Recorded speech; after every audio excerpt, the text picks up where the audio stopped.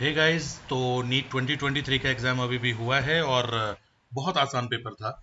और उसमें एनटीए ने एक गलती कर दी है। वो गलती जो है, वो गलती ये है कि ये जो क्वेश्चन नंबर 32 है, इस क्वेश्चन को अगर आप ध्यान से पढ़ेंगे तो ये है radius of gyration of a solid sphere of mass m and radius r about its own axis to the radius of gyration of the thin hollow sphere of same mass and radius about its axis is।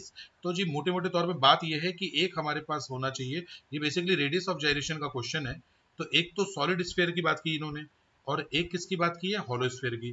तो solid sphere की अगर हम बात करें तो देखिए solid sphere के लिए जो इसका मोमेंट ऑफ इनर्शिया होता है 2/5 mr²। ठीक है, तो इसका रेडियस ऑफ जाइरेशन कितना होगा, बस m के स्क्वायर के इक्वल लिख दो, तो m से m कैंसिल।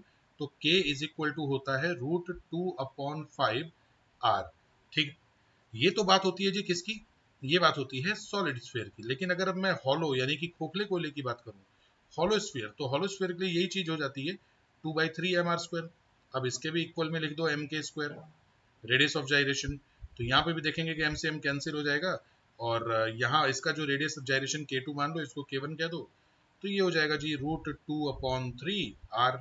अब जब आप इसका k1/k2 निकालने बैठते हो, यानी कि radius of gyration of solid to hollow, तो देखिए सॉलिड टू हॉलो जब आप निकालने बैठते हो तो बेसिकली सॉलिड का कितना है, ये है जी √2/√5 r, और हॉलो का कितना है जी √2, यहाँ पे √3 r। अब आप ध्यान से कि √2 से √2 कैंसिल, अच्छा यहाँ पे देखिए r नीचे आएगा बेसिकली ना, r से r कैंसिल।